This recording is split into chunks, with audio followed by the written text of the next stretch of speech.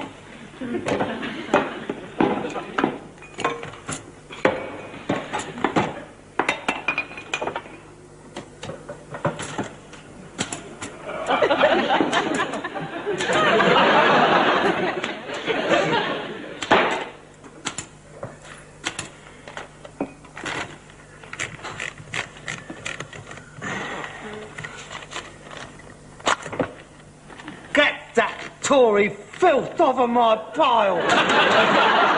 No need to lose your temper. We all make mistakes.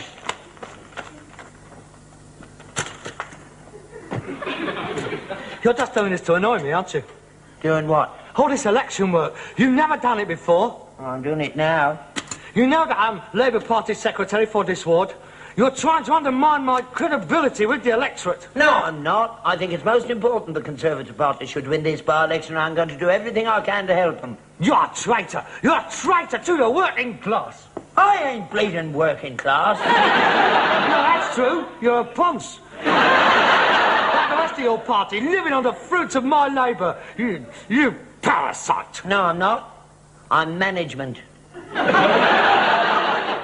Well, all firms have managers and workers, the same with ours. You're the worker, I'm the management. You? Yeah, mate. Somebody's got to be in control. Ha! You couldn't control traffic in the Sahara Desert. That is why this country is in a mess what it is in today. And all this inefficient management. I mean, the Britain's boards is controlled by economic buffoons. They come straight up from Cambridge with a first-class honours degree in golfing and badminton and go straight onto the board of directors. It's disgraceful. They won't be allowed to make the tea in Japan and Germany. They don't have tea breaks in Japan and Germany. The workers have to work out there. They've forgotten now here, that's the trouble. And that's Harold Wilson's fault. Fill them full of load of old cobblers about them all being equal. The world belongs to them. That's how it does. And one of these days he's going to realise it. They're going to rise up and hold out their hands to their brothers across the sea and throw off their shackles and put their shoulders back, hold their heads up high and take the whole bleeding lot over. Not in this country they aren't, mate. Do you know why? Because half of them is Tories. Every year more and more of the working class are voting Conservative. It's getting very worrying for people like me. I mean, the class of person voting Tory now has gone right down the drain. It don't seem right that scruff-off council estates are allowed to vote for gentlemen like Sir Alec. How you can sit there with your fundamental orifice hanging out of the back of your trousers and talk like that, I really don't know. I just don't understand people like you. You get right up my shonker, you do. I mean, sometimes I just want to give up. I mean, every time the Labour Party loses an election, I just want to give up. I mean, what is the point of keep on struggling? Yeah, you're a bad sport. Rotten loser. Dad, this isn't a game of cricket. Our future is at stake. Our future's never been brighter since Mr. Heath got in. Oh, God. If it wasn't so pathetic, I would laugh. Mr. Heath? Oh, dear, oh, dear. Captain Nemo playing his organ as his boat slowly sinks down the way. Oh, what's the point in arguing with you, anyway? You don't know nothing about politics. Who don't? You don't. Have you read Adam Smith's The Wealth of the Nations? No. George Bernard Shaw? No. Well, there you are, then. Well, I suppose you've even heard of Karl Marx. Oh, yes, I have. He's the one who played the harp. You ignorant little sod. Karl Marx wrote a book called Das Kapital. That's the greatest book ever written, Here you are. Here it is. You want to read this, mate? It's all in here. Oh, he knew what he was talking about. This is the Bible of socialism. There's only one Bible I read, and that's that one up there. It's down there, propping the sideboard up. Well, it's been for the past 20 years. Shows how often you reads it. Oh, I know it anyway. Oh, good. In that case, then, you will be fully aware that Jesus Christ was, in fact, a socialist. How dare you? How dare you blaspheme in this house? Of course he was a socialist. I mean, everything he did, everything he preached, his every action, he was a socialist. Don't make him a socialist just because he shared out his loaves and Lillian Gish with the 5,000. He did more than that. He slung the moneylenders right out of temple. Of course he did, and no right to be in there anyway. Business should be conducted in buildings constructed for it. You wouldn't want to see a branch of Barclays Bank halfway up the nave of Canterbury Cathedral. It's not the point what he was making. It was a specific rejection of the capitalist ethic. Oh, what's the point of talking to you? I mean, you're like the rest of your party, you are. Political dinosaurs. Unable to evolve, therefore doomed to extinction. Yeah, we chewed the heads off you last June, though, didn't we? We toppled you right out of sight. We shall return, mate. This by-election will be a reaffirmation of faith in Harold Wilson and the principles of social democracy. And the decline, with my help, of the Labour Party fortunes is going to be stopped right here in Old Drum Lane, Shepherd's Bush West. We are on our way back, brother! Don't you call me brother, I'm your father. All men is brothers. Here you are. Look at that. See, that's what I mean. Look at that. Abdullah Singh. Mr. and Mrs. Abdullah Singh. Manda Heka Goon Hassana. Bloody silly names. Not really. I mean, no, not to them. I mean, Albert Ladysmith Steptoe is just as outlandish over there. In fact, gets quite a few laughs over here. Well, I mean, look at it. Not one English name down our street. I don't know why they bother having by-elections round here at all. They ought just to appoint a High Commissioner and have done with it. Oh, you'd love that, wouldn't you, eh? A gunboat anchored up the canal, chuk, chuk, chuk, whoop, whoop, whoop, whoop, leading you up the Goldhall Road on an elephant, ding, ding, ding, ding, ding, ding, ding, ding, ding, ding. Sit him on the town hall steps and let them all dance up and down in front of him with you banging on the drums. Boom, diddy, boom, diddy, boom, boom. You're on a great white queen up the road. You'd love that, wouldn't you? That's really you. You'd love a return to that. You've never really liked them, have you? Now, be honest. I get on all right with them. At least I know them all round here. Talk to them. You don't, you just talk about them. You never have anything to do with them. That's not true. I used to go out with that coloured bird. Oh, that was no hardship, was it? She was the best-looking bird you ever had. Yeah, you liberals are all the same. Go out with a bird that looks like Lena Horne and you expect somebody to pat you on the back. You patronise them, you do. No, I don't patronise them. I love them like brothers. I'm always telling them not to worry, they're just as good as we are. Well, me, I don't quite put it like that. I mean, I say things like, what? Well, like, what a great man Gandhi was. And what a good cricket team they've got. And now I like curry.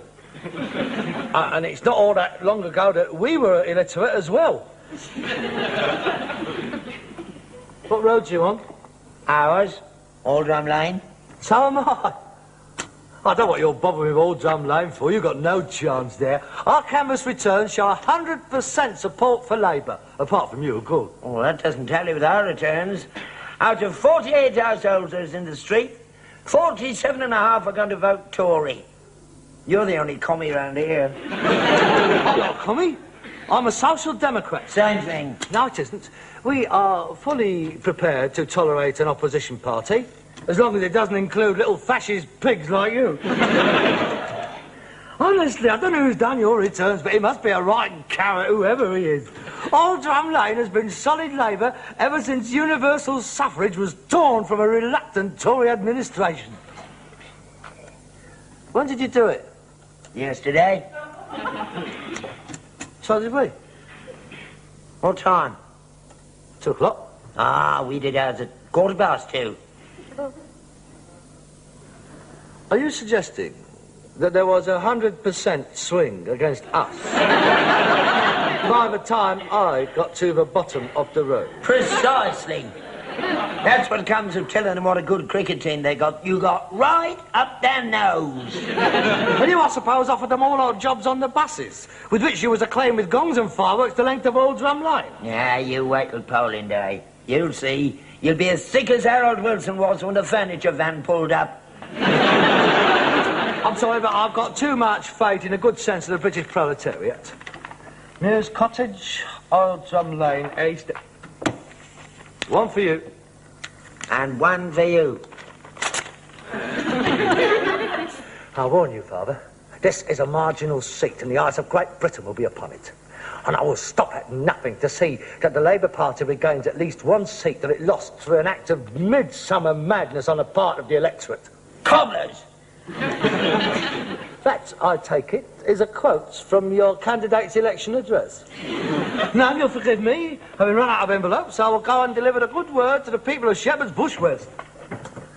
As your son and one who is interested in your health and strength, I'm sorely tempted to deliver your election communications for you.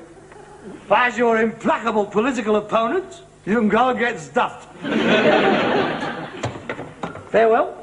I will not cease from mental fights, nor shall my soul sleep in my hand, till we have built Jerusalem, leading us free and blessed.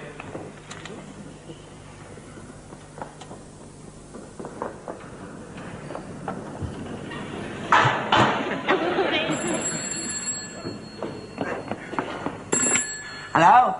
Steptoe, son? Best prices paid for old rags, woolen, scrap metal, brass, lead, zinc, copper and tin. Houses cleared, no pianos, no billiard tables. What? Who? The Conservative Party Committee Rooms. Oh, good afternoon, sir. Yeah, speaking. Oh, you'll be very welcome, sir. Yeah, I'll be in all day. Yeah, I'm looking forward to seeing you, sir. The election addresses? Oh, they've all been done, sir. As a matter of fact, they're being delivered now.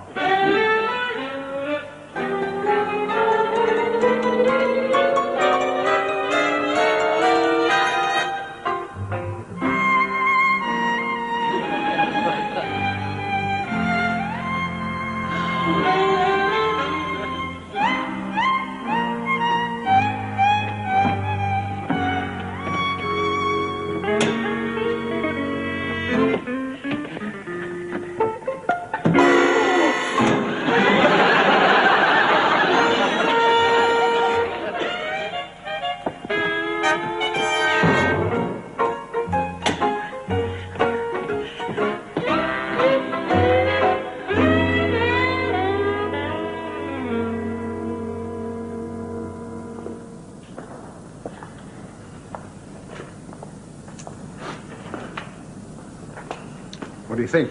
I think it's ideal. Press will be very interested. Give the photographers a field day. Yes. I suppose it'll make a change from the semi-detached. Make every front page of the country. Oh, afternoon, gentlemen. Mr. Steptoe? Yeah? Delighted to meet you. My name's Cadwell, Secretary of the local Conservative Party. I spoke to you on the telephone. Oh, yes. How do you do? First of all, may I say how grateful we are for the invaluable assistance that you're giving us during this campaign. Not at all. It's my duty, isn't it? We've got to keep old Wilson and his red scum out, haven't we? Yes, quite. Quite. May I introduce Mr. Peregrine de Burville from the Conservative Central Office? Oh, pleased to meet you, sir. My pleasure. As you know, Mr. Steptoe, this is a vital marginal seat, and it is terribly important that we retain it. And so, Central Office are pulling out all the stops. All the big guns are coming down in support of our excellent choice of candidate, Mr. Gosling. Oh, Gosling, yes. John, yes. A good man, good man. As I was saying, all the big guns. In fact, the biggest gun of all is coming. What? Not Precisely. Our leader, the Right Honourable Edward Heath. coming here to Shepherd's Bush. Yes. His Meet the People campaign paid handsome dividends for the general election, and we're sure it will be of equal value here. Oh, blimey. We haven't had a big knob down here since Wilfred Pickles have a go at the tram depot. Yeah, well, Mr. Heath is spending an hour in the district and he's expressed the desire to take tea with one of the residents. So very informal. Just a few dozen reporters and photographers and television. You know the sort of thing. Yeah, good idea. He does that very well, Donny. Very natural. He seems to get on with everybody, from the lowest to the highest in the land. God bless him. Yes, well, the point is that Mr. Heath has asked me to say that he would consider it a privilege if you would do him the honour of inviting him into your house to take tea with you. Me? Here? Coming here? Yes. To this place? Yes. No, I couldn't ask him here. I mean, look at the place. It's in a shocking state. Oh, come now. Mr. Heath is a man of people. I'm sure he's been in worse places than this. I'm sure he'll be absolutely enchanted with these quaint old world surroundings. What do you say? I can't say anything. I'm speechless. I've never had such an honour bestowed on me in my whole life. Then you're quite amenable to the idea. I shall take great pride in extending my humble hospitality to one of the greatest men of our times. Capital. Right there. Come along, Cadwell. What kind of tea does he take? Oh, I'm sure he'll be quite happy to drink whatever you drink. I'll have to get an extra pint of milk in. How many sugars? Well, just put it in the bowl. He'll help himself. I'll have to get a bowl. We normally take it straight out of the packet. And some biscuits. What kind of biscuits does he like? Them little chocolate banana ones is nice. Yeah, as you wish. Or custard creams. Or those ones with a little bit of round jam in the middle. They're nice. You can dip them in your tea. I think perhaps a plain one would be safer. Yeah. Too much fancy stuff might make him Uncle Dick. Hey! Perhaps he'd like a fried egg sandwich then. Nice. Yeah. Better not. The yolk squirts out when you squeeze them. Don't go to too much trouble. A cup of tea and a biscuit will be fine. Don't you worry. Leave it to me. I'll see he doesn't go home hungry. I know he hasn't got anybody to look after him. Right then. Tomorrow afternoon around 4:30, on behalf of the Prime Minister, may I say that we are extremely grateful to you for inviting him. Not at all. He can bring Reggie Malden and old Enoch with me if he likes, with plenty of chairs. I'll tell him. Good afternoon, Mr. Steptoe. Teddy's coming to have tea with me. I'd better go and whitewash the bog out.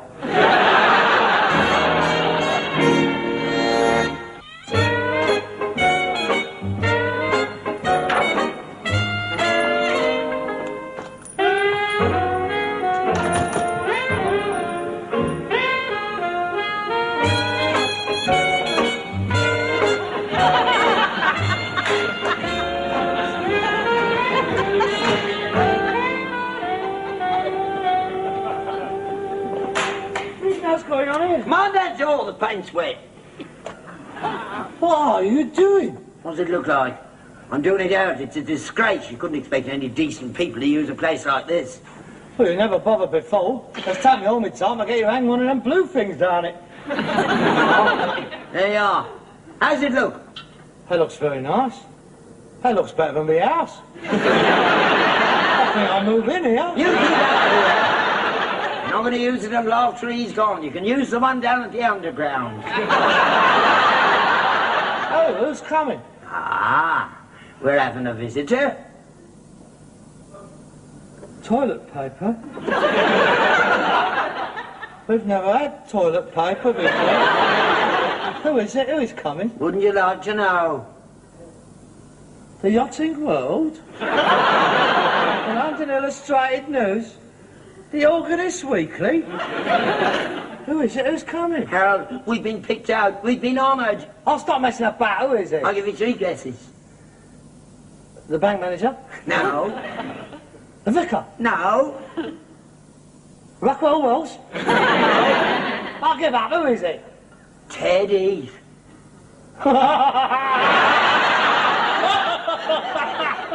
Teddy? Yeah, Teddy. That's good, that.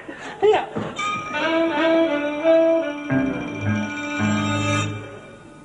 Teddy's?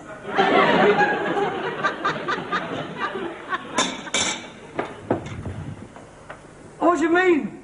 Teddy say, Ted Heath's coming to have tea with me tomorrow afternoon. What? Our Ted Heath? Our Ted Heath, not your Ted Heath. Mr. Heath is coming here. Yeah, it's part of the election campaign. He's picked us out. Isn't he wonderful? Who told you? They were down. Two knobs from the Tory party. It's all arranged. Right, they're having you on. No, they're not. He's coming here tomorrow afternoon. I've ordered a pint of gold top, a packet of water biscuits, and a jam sandwich. Right? Ted Heath is coming here to have tea with you. Yeah, he's touring the district. Yes. I expect he wants to discuss the world situation with you. Yeah, but perhaps he wants you in his cabinet. They could do a lot worse, but God, he often has done. Oh, what a squalid tactical manoeuvre this is. Ted Heath coming to a junkyard. There's as much chance of that as Ian Paisley and the Pope going on an equinominical booze-up. Please yourself. There's the bloke's card. Conservative Party Central Office. It's all laid on. 4:30 tomorrow afternoon. No, not here. He can't come here. He can't have tea here.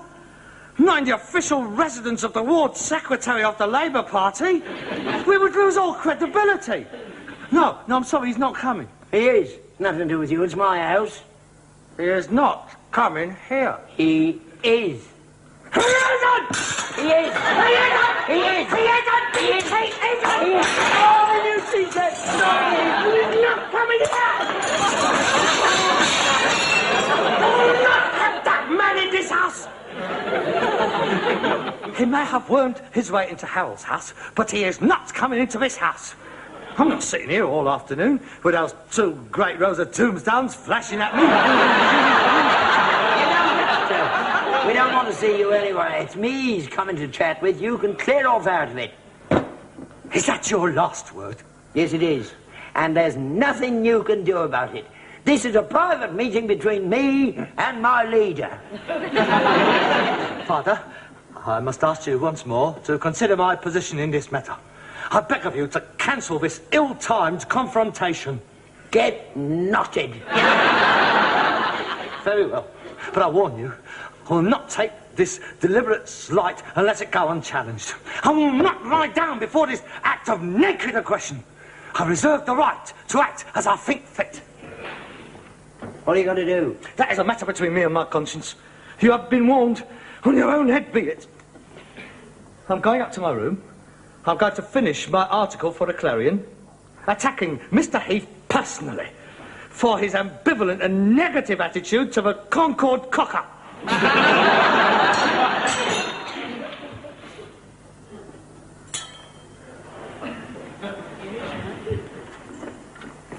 I found this in the foot of my bed.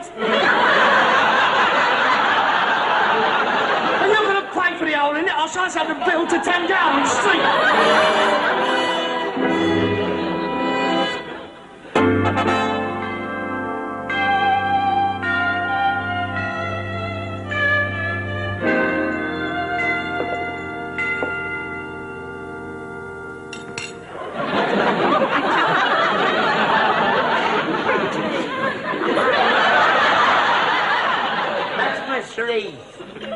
I thought you was going out. I've decided to change my tactics. I've decided to stay here throughout the entire audience, if it lasts very long, which I doubt. What do you mean? Well, there won't be any photographs in the papers. Well, not of him anyway. What are you talking about? What are you going to do? I'm going to wait until the photographers is assembled, and then it's up with the dressing gown. Mr. Heath is about to see his first full frontal nude. You wouldn't do it, Harold. Wouldn't I? I intend to sit here throughout the entire visit, stark naked. Dolly Clackett will be arriving shortly, and she will also be suitably unclothed. And for your entertainment, we shall be dancing the pas de deux from the second act of Old Calcutta. You'll be arrested by the security men. You'll be detained pending medical report. Not at all. It is the God-given right of every Englishman to lounge about his home stark naked if he so desires. 4:30. I think the best thing you can do is to run along outside and stop him coming in, don't you? Don't bother. I'll go.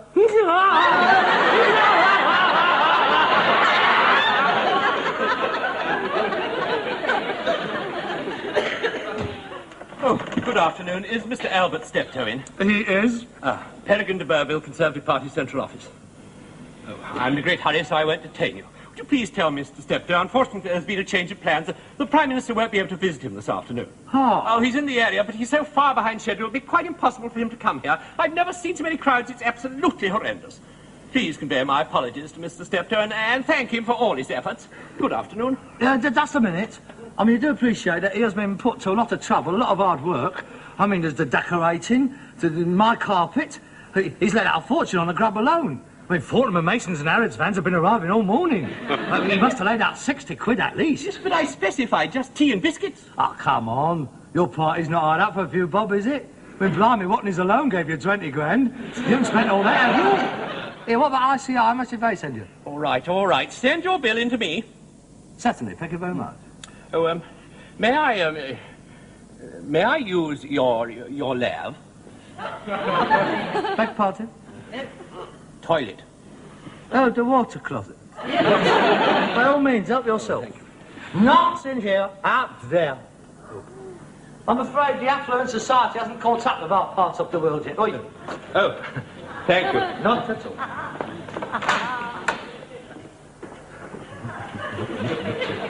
You didn't, Harold, did you? Not in front of Mr. Heath. No, your embarrassment has been spared. He's not coming. Not coming? But I've spent a fortune on the oldest grub, and I even went so far as... all right, they're sending you 30 quid to cover it. I'm sorry he's not coming, really. This would have been one visit he wouldn't have forgot, I can tell you. Dolly Clackett had one or two things worked out they haven't even thought of in Broadstairs yet. And I've got this... Oh, God! Don't pull a chain! Don't pull a chain!